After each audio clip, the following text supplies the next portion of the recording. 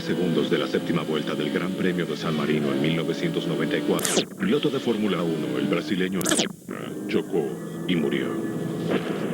Uno de los más grandes pilotos del mundo, Ayrton Senna, murió. Esta carrera quedará en la historia como una pesadilla. Era demasiado tarde para que los doctores pudiesen hacer algo por salvarlo. El mundo de las carreras estaba atónito. ¿Por qué Senna, un triple campeón mundial, súbitamente se despistó? Este programa usa los datos de la computadora del auto para resolver ese misterio, analizando momento a momento los 12 segundos 8 centésimas que cambiaron el deporte automotor para siempre. Los desastres no suceden porque sí. Son el resultado de una secuencia de eventos, compilados en el tiempo. La ciencia que explica la falla está escondida en estos segundos decisivos. Segundos decisivos. La muerte de Ayrton Senna. Esta es una reconstrucción de la vista desde el auto de Senna al acercarse a la curva final aproximadamente a 320 kilómetros por hora. Pero para comprender qué falló, debemos retroceder en el tiempo y regresar al principio de la séptima vuelta, la última de la corta pero brillante vida de Ayrton Senna. Las carreras de autos en su máximo nivel son la expresión más extrema del esfuerzo humano después de la guerra. Y Ayrton Senna fue el más extremo cultor de él. Eso es lo que perdimos en Tamburello. Realmente pocas personas me conocen. Muy pocas personas.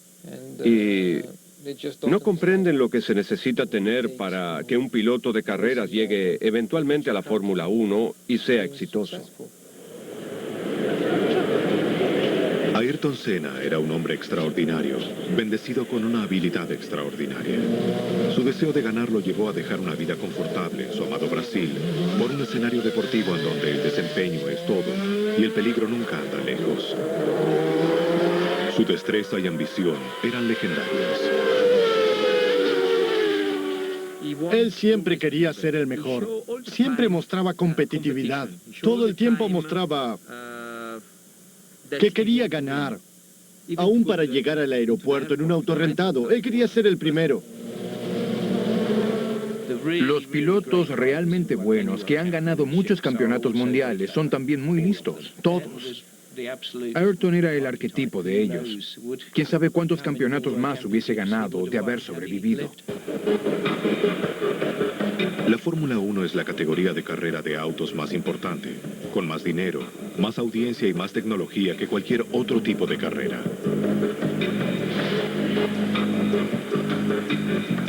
Sus reglas inusuales la hacen tan competitiva entre constructores e ingenieros como entre los pilotos.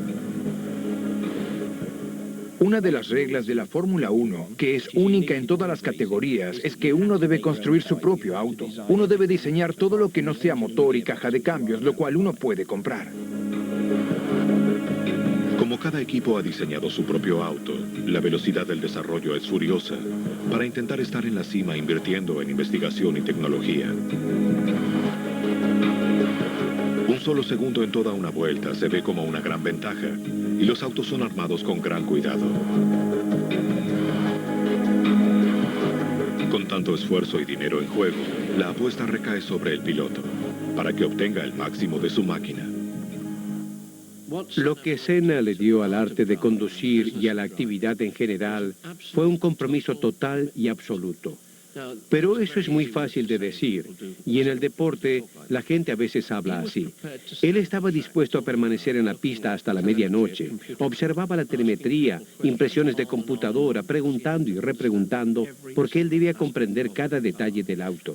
Y desgastaba literalmente a los técnicos, repasando todo una y otra vez, porque debía saber absolutamente todo. Y llevó ese nivel de entendimiento y compromiso a una altura nunca antes vista, y ahora, por supuesto, se ha convertido en norma. Eso es lo que él le dio en el aspecto técnico.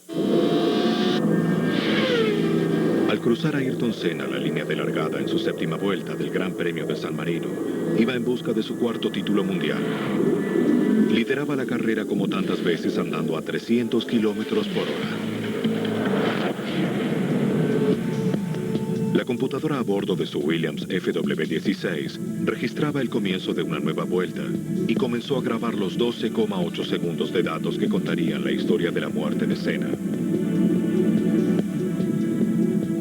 Hace unos años, la gente comenzó a medir todas las partes de su auto de carrera para comprender cómo funcionaba para aumentar su velocidad. Y comenzó con simples grabadoras que medían 2 o 3, quizás hasta 4 parámetros, y han avanzado, particularmente durante la época del accidente de Senna, para convertirse en poderosas grabadoras con enormes memorias que pueden registrar casi cualquier parámetro que se nos ocurra.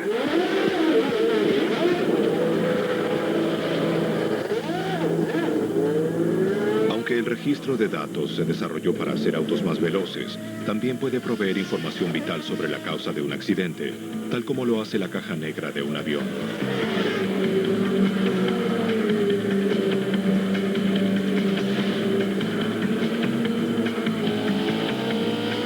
Al acercarse Senna a esa curva final, la computadora registraba cientos de datos por segundo.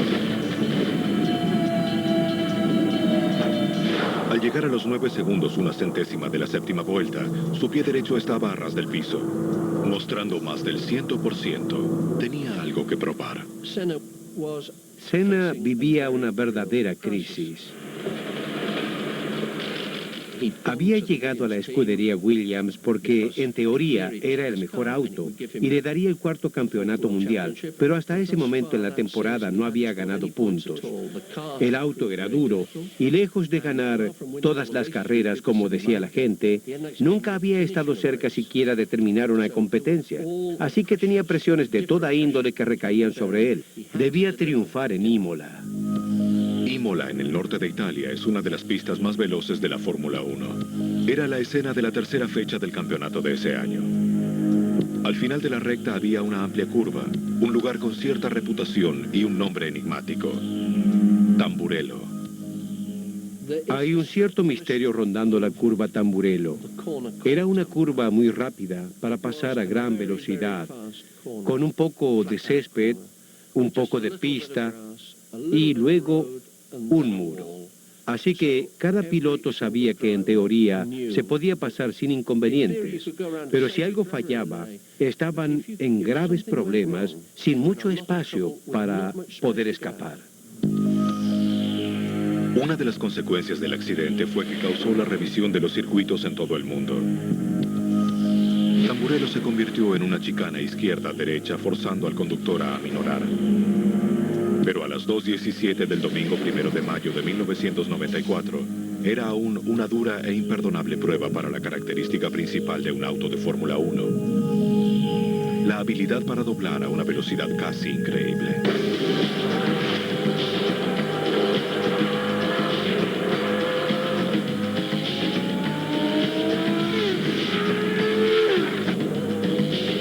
Este sorprendente desempeño se obtiene prácticamente del aire, porque el diseño de un Fórmula 1 moderno se basa en la aerodinámica.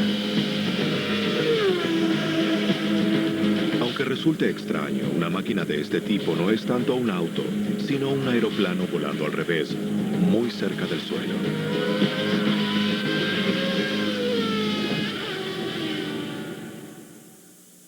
El dispositivo aerodinámico más simple es un ala. En un avión, el ala está montada de tal manera que el viento deba recorrer mayor distancia por encima que por debajo del ala. Y así, el aire que pasa por arriba debe pasar a mayor velocidad que el aire que pasa por debajo. El viento más veloz tiene presión más baja y produce succión. Daniel Bernoulli, un matemático, estableció en el siglo XVIII que cuanto más veloz es el aire, más baja es su presión. Este es el principio fundamental de cómo vuelan los aviones y de cómo permanecen en pista los autos de Fórmula 1. En un auto tomamos el ala y la colocamos al revés, para crear una fuerza geotrópica hacia abajo. La fuerza geotrópica es el santo grial para los diseñadores modernos, porque presiona el auto y por ende las cubiertas sobre la pista, aumentando su tracción a 4 veces más.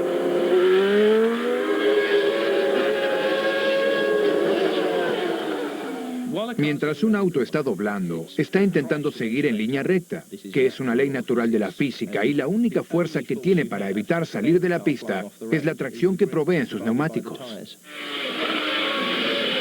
Con todo lo demás igual, un auto con 4 veces su peso en fuerza geotrópica podrá doblar 4 veces más rápido que uno que no la tiene.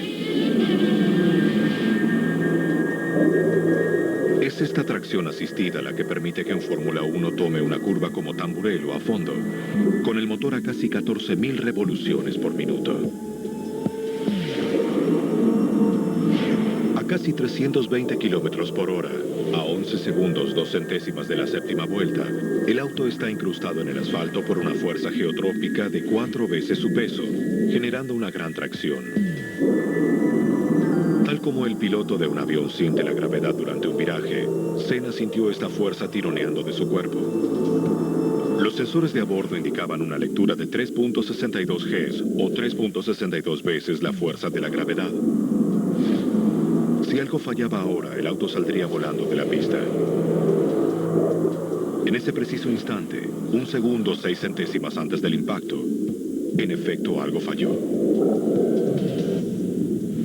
La estrella de Fórmula 1, Michele Alboreto, quien murió en un accidente luego de filmar esta entrevista, creía saber qué le ocurrió a Senna. Es una curva peligrosa porque si hay una falla en el auto, está el muro muy cerca de la parte rápida de la pista. Estoy seguro porque yo tuve el mismo accidente que Ayrton, en el mismo lugar, y sé que solo se puede despistar en esta curva si hay una falla mecánica en el auto. Si el auto hubiese fallado, la responsabilidad por la muerte del piloto más grande de este deporte habría recaído sobre el equipo. El solo pensarlo produjo una conmoción en la Fórmula 1.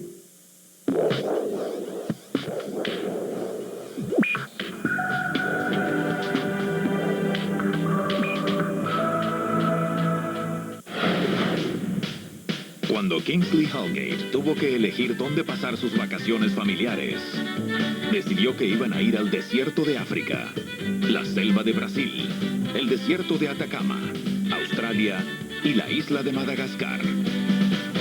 De la familia Holgate a través del trópico de Capricornio. Latitud extrema, viernes a las 7:30 de la tarde en Nat Geo.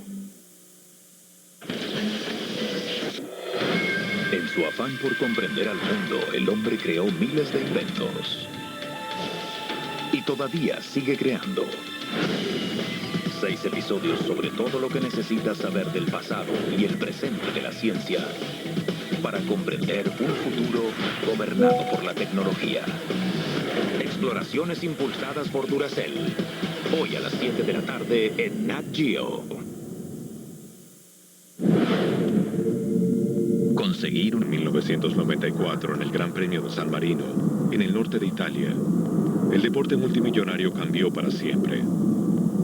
Este sería un momento decisivo en el deporte automotor. Un momento decisivo en cuanto a seguridad. Antes del choque siempre se supo que la Fórmula 1 era un asunto riesgoso. El peligro era parte de la atracción de este deporte. Pero la pérdida de su superestrella número 1 cambió todo. El impacto envió una onda expansiva que llegó hasta cada persona en la Fórmula 1, pero en especial a los equipos mismos, porque si algo podía fallar en un auto y tener esas consecuencias, querían saber desesperadamente qué era para estar seguros de que no les ocurriese a ellos. Quiero decir, nadie puede matarse contra un muro. ¿Qué ocurrió 1 segundo 6 centésimas antes del impacto? ¿Por qué el mejor piloto del mundo chocó tan repentinamente?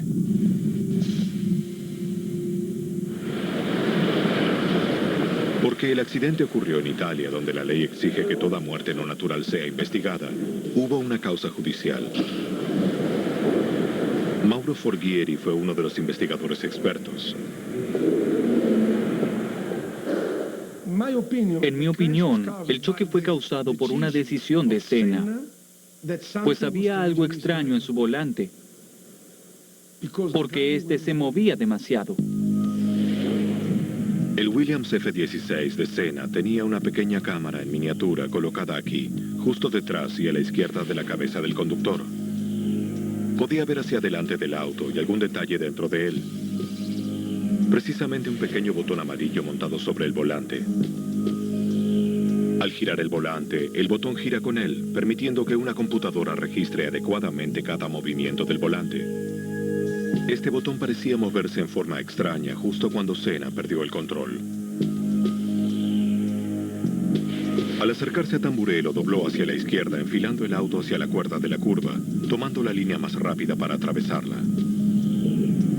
Esta reconstrucción muestra el volante moviéndose bastante, no solo en forma circular, sino también en forma vertical. Fue este movimiento que condujo a pensar que su barra de dirección se había roto. Se dio cuenta de que había algo extraño y decidió detener el auto. Si usted está conduciendo su auto y siente que su volante se está moviendo, ¿qué piensa? Que algo se rompió. ¿Y qué hace? Detiene el auto. Por supuesto, él lo estaba deteniendo desde 320 kilómetros por hora. Esa era otra cuestión. La barra de dirección estaba hecha mayormente de acero de 22 milímetros, modificado a pedido del piloto para hacerlo más largo. Un segmento extra de tubo de 18 milímetros fue añadido y soldado en ambas puntas. En los despojos del auto de Senna, la barra fue encontrada rota. Pero ¿se rompió causando el accidente o fue este el que causó la rotura de la barra? La respuesta estaba en la computadora, a bordo del Williams FW16. El auto de Senna tenía dirección servoasistida. Debido a esto, una de las cosas que medían en el auto era la fuerza de torsión aplicada a la barra de dirección, que al ser medida en forma permanente hasta el momento del impacto, se puede observar en la información de la caja negra del auto que hasta el momento del accidente la barra estaba sana. Esta es la data del último segundo 4 centésimas antes del impacto. Los números en verde indican la fuerza de torsión que recibía la barra. Con la barra rota era imposible aplicar fuerza de torsión, así que esta cifra final de 7.18 prueba que la barra estaba intacta. Entonces, ¿por qué parecía el volante de Senna moverse en forma vertical dentro del auto? Pues estaba diseñado así.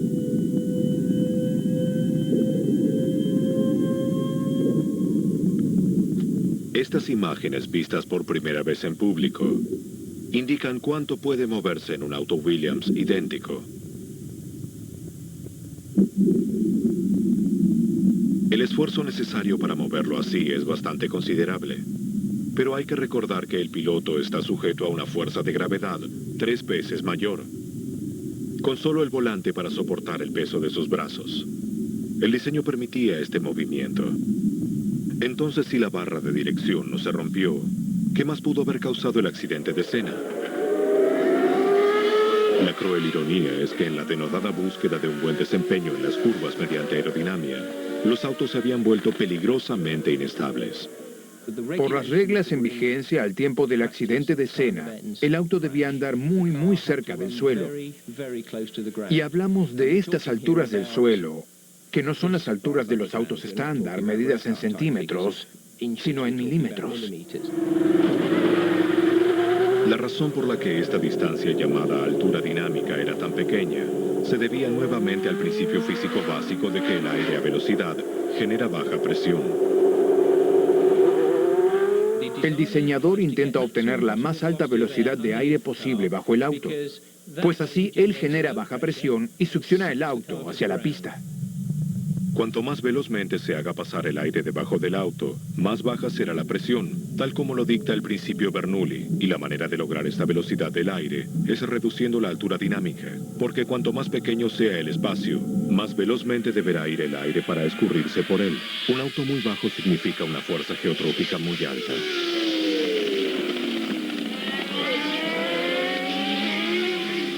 El problema aparece cuando el auto es más y más bajo. La velocidad es cada vez más alta y hay cada vez más fuerza geotrópica, pero eventualmente si toca el suelo, el flujo de aire se detiene y hay una repentina pérdida de fuerza geotrópica y por ende una pérdida de tracción, lo que le da al piloto un gran problema en medio de la curva.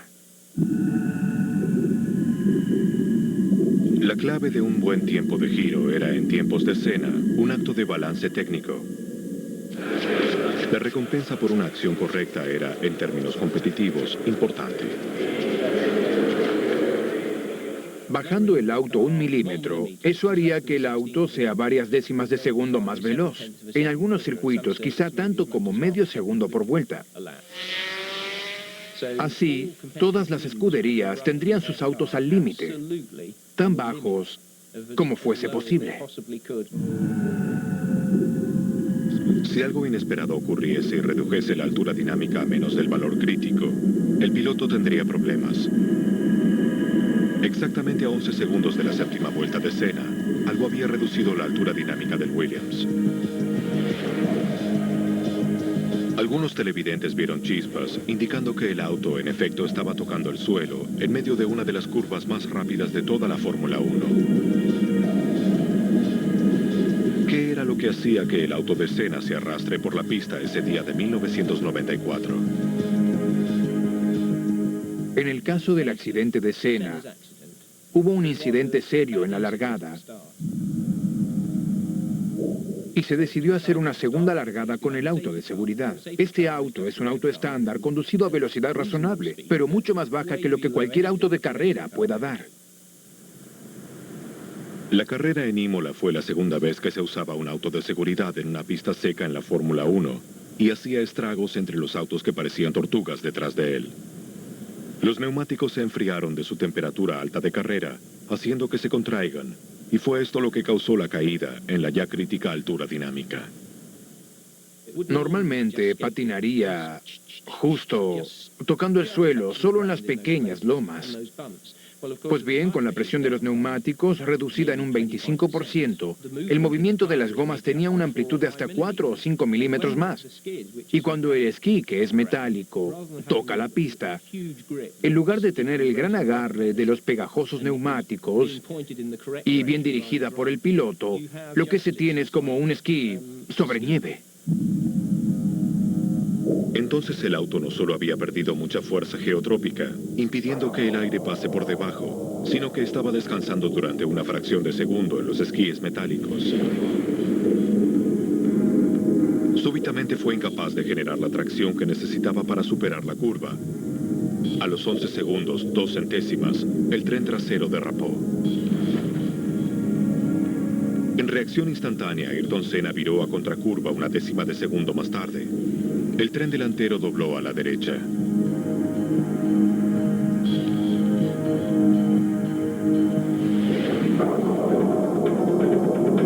La computadora registró que los frenos estaban al máximo.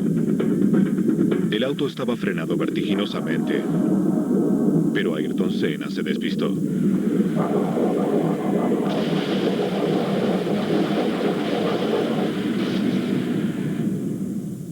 Al final de cuentas, lo realmente trágico del accidente de Senna fue que, de no ser por un pequeño detalle, habría podido saltar de su auto y caminar hasta su muleto para recomenzar. Y ese detalle fue que cuando el auto dio contra el muro, la rueda delantera quedó atrapada entre el muro y el chasis al colapsarse la suspensión. Y al deslizarse el auto contra la pared, la rueda atrapada allí saltó en el momento equivocado y le dio en la cabeza. De no haber sido por eso, habría salido ileso. Senna murió aproximadamente 4 horas más tarde en el hospital. De regreso en su Brasil natal, le dieron un funeral digno de un héroe nacional.